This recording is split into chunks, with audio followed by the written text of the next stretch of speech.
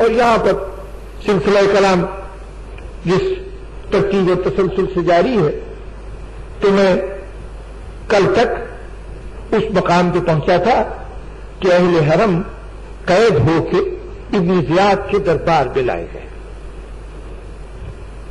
کوشش یہی ہے کہ 11 محرم سے میں تسلسل کے ساتھ واقعات آپ کے سامنے گوش گزار کرتا جاؤں۔ تو اب یہاں تک کی بات آ گئی، نہ معلوم کتنے واقعات ہیں درمیان میں جو ہر جگہ اہل دل کو اپنی طرف متوجہ کرتے ہیں کہ آنسوؤں کا نذرانہ پیش کیے بغیر آگے نہ بڑھنا۔ بظاہر یہ سارا معاملہ 3 دنوں کا ہے۔ 10 محرم کو واقع کربلا شہادت حسین، 11 محرم کو قیدیوں کی روانگی کربلا سے، 11 ہی محرم کی رات کو یہ قافلہ پہنچ گیا کوفے کے دروازے پر۔ ساری رات اگلے دن ظہر تک یہ قافلہ رکا رہا دروازے کے اوپر۔ ظہر کے بعد یہ قافلہ چلنا شروع ہوا، کوئی بہت زیادہ فاصلہ نہیں تھا، لیکن لوگوں کے ہجوم کی وجہ سے گھنٹوں میں یہ قافلہ دروازے سے پہنچا ہے دربار ابن زیاد تک۔ اور اب اس بظاہر 3 دن میں پھیلا ہوا یہ واقعہ مدتوں سے اس واقعے کا ایک ایک ورق، ایک ایک قدم خطیب بیان کر رہے ہیں، ذاکر بیان کر رہے ہیں، لیکن آج تک اس واقعے کا بیان مکمل نہیں ہو سکا۔ حقیقت یہ ہے، ساتویں امام کا قول ہے کہ جو کچھ اثر روز عاشور کے بعد ہمارے گھرانے پہ گزری ہے محض کربلا میں، جو کچھ اثر روز عاشور کے بعد ہمارے گھرانے پہ گزری ہے، یعنی جو کچھ شام غریبہ میں ہمارے گھرانے میں گزری ہے، کوئی ذہن ان مصائب کا تصور نہیں کر سکتا۔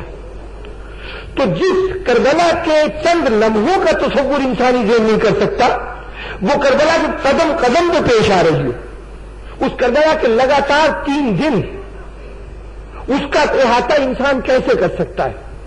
ہم نے کہہ دیا قیدی دربار میں لے جائے گئے، کھڑے ہو گئے، لیکن ذرا تصور تو کیجئے کہ اتنا آسانی سے ادا کر دیا جانے والا جملہ زینب ام کلثوم کے لیے کتنی بڑی مصیبت تھا۔ جن بیویوں نے کبھی گھر سے باہر کا تصور نہ کیا ہو، ماں وہ ہے، یہ جملہ تو آپ سنتے ہیں نا کہ رات کو جنازہ اٹھا، اور رات کا جنازہ اٹھا تو ان کا کام تھا جو سیدہ کے بعد رہ گئے تھے، یعنی یہ تو علی کا کارنامہ ہے کہ اپنے شریک زندگی کا جنازہ انہوں نے سب شب میں اٹھایا۔ جناب سیدہ کا اپنا کردار، مسجد نبوی سے متصل گھر ہے، درمیان میں دروازہ ہے، اور بہت سی خواتین جب حضور خطبہ دیتے ہیں تو مسجد میں آتی ہیں اور اس گوشے میں آ کے بیٹھتی ہے کہ جو خواتین کے لیے مخصوص ہے۔ سیدہ بعد رسول تو گئی، لیکن حیات رسول میں وہ ایک دروازے کو پھلانگ کر مجمع عام میں نہیں آئی۔ کبھی یہ نہیں کہ ان کو خطبے سے دلچسپی نہیں تھی، نہیں، بہت دلچسپی تھی، یہ روز کا کام تھا۔ جب بچے نہیں تھے، مسجد میں نہیں جاتے تھے، تو علی کا کام تھا روز آ کے بتائیں کہ آج بابا نے یہ کہا، آج حضور نے یہ ارشاد فرمایا۔ اور جب بچے ذرا ذرا سے بڑے ہو گئے تو اب یہ امام حسن کی ذمہ داری تھی کہ مسجد جائیں اور آ کے بتائیں۔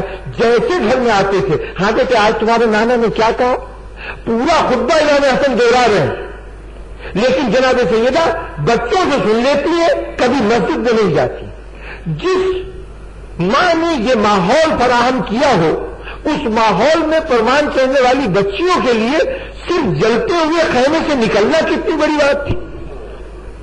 دیکھیے کیا یہ آسان بات نہیں تھی کہ خیموں میں آگ لگی ہوئی ہے تو ہر آدمی کے ذہن میں یہ خیال آئے گا کہ ہمیں باہر نکل جانا چاہیے، لیکن چونکہ کبھی قدم باہر نکلا نہیں، اس لیے ذہن ادھر منتقل نہیں ہو رہا۔ سید سجاد سے پوچھیں، بیٹا سید سجاد بتاؤ کیا کریں، کیا خیموں میں جل جائے؟ تب سید سجاد نے کہا نہیں پوچھی، باہر نکل جائیے، باہر نکل جائیے۔ اس کا مطلب یہ کہ کبھی تصور نہیں آیا گھر سے باہر نکلنے کا۔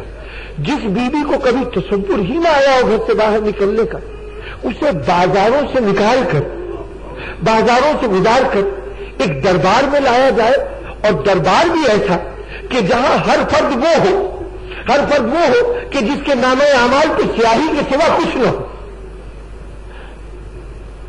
हकीकत यह है, हमारे बुजुर्ग कहा करते थे कि शायद वाक़या करबला पर हम आंसू न बहाते, हम गिरिया न करते, अगर ये वाक़या सिर्फ करबला तक महदूद होता।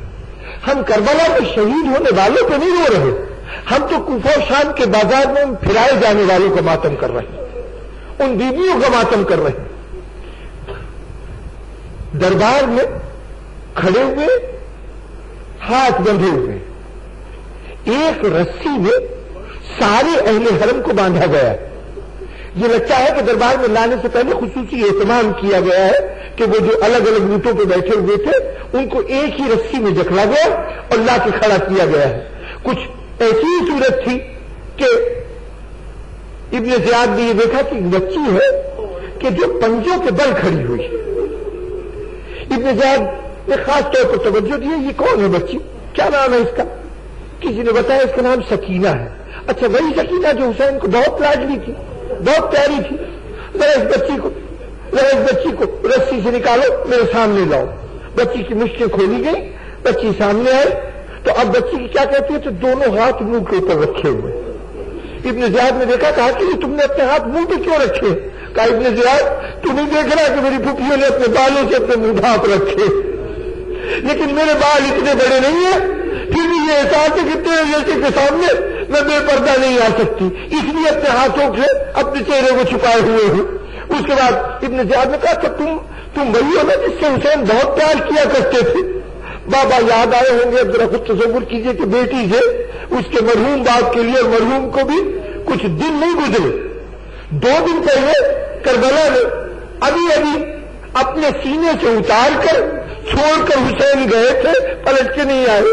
आज तीसरा दिन है, 12 मुहर्रम है, और वो पूछ रहा है कि हुसैन तुमसे बहुत मोहब्बत किया करते थे। बच्ची क्या करती, आंखों में आंसू भर के कहा कि हाँ बड़ी मोहब्बत किया करते थे। अच्छा, कैसे मोहब्बत करते थे? अगर इस वक्त होते तो तेरे साथ क्या करते? सकीना ने कहा कि ये सुबह का ये जो वक्त है, इस वक्त अगर बाबा होते तो मुझे अपने आगोश में बिठाते, ताजा खुरमे लाते, अपने हाथों से मेरे मुंह में खुरमे डालते जाते, खिलाते जाते। ये उनका अंदाज था। अच्छा, तुम्हें ताजा खुरमे बहुत पसंद है? कहा बाबा के हाथ से बहुत पसंद है। इब्न ज़ियाद ने उसको कहा कि अच्छा ये तश्त है, इसके अंदर खुरमे रखे, तुम इसमें से खुरमे ले लो। सकीना ने सैयद सज्जाद की तरफ देखा, भैया इजाजत है, भैया क्या हुक्म है? सैयद सज्जाद ने कहा बेटी बढ़ जाओ, चली जाओ। अब सकीना आगे बढ़ी, जैसे ही ऊपर पड़ा हुआ खानपोश हटाया,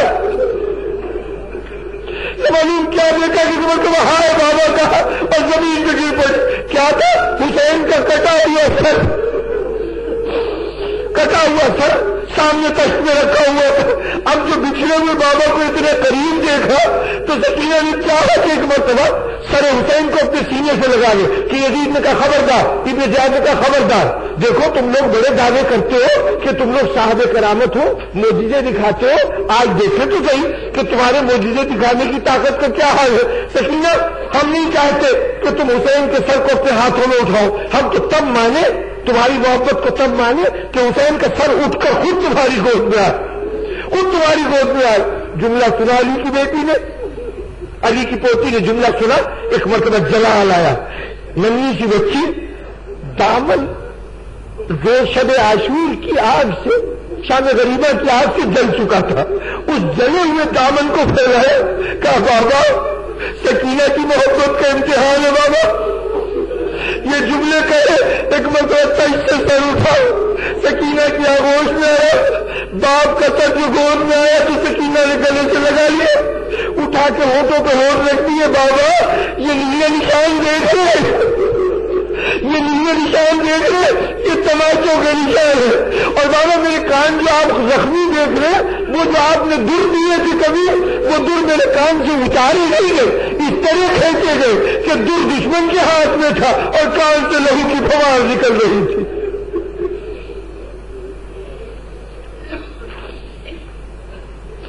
سيعلم الذين ظلموا أيّ منقلب ينقلبون. رب العالمین ہماری اس عبادت کو قبول فرما.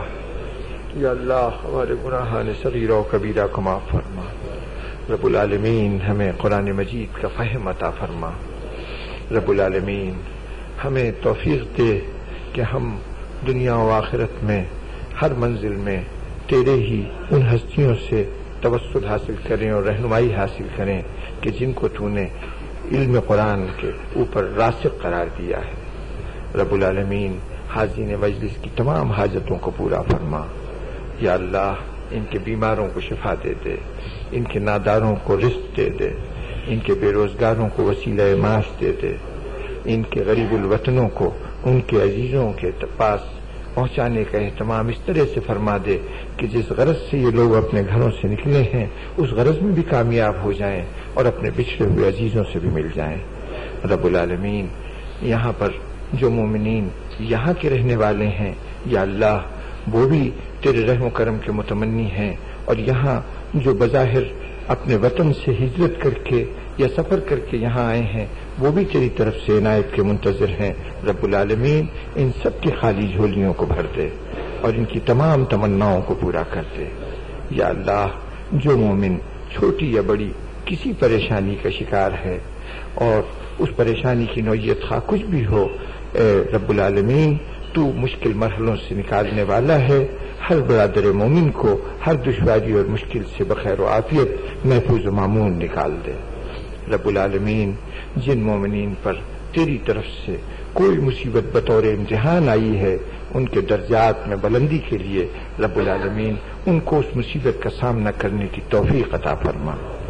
اور جو مصیبت اہل دنیا ان کے راستے میں کھڑی کریں ان مصیبتوں کو رب العالمین ان کے لیے اس طرح سے آسان بنا دے کہ وہ بخیر و خوبی اپنے راستے کی ہر رکاوٹ کو طے کرتے ہوئے اطمینان کے ساتھ اپنے منزل پہ پہنچ جائیں. یا اللہ اپنی آخری حجت کو پردہ غیب سے جل ظاہر فرما. ہمیں ان کے جانثاروں میں شامل ہونے کی توفیق عطا فرما. اللہم تقبل منا انک انت السمیع العلیم.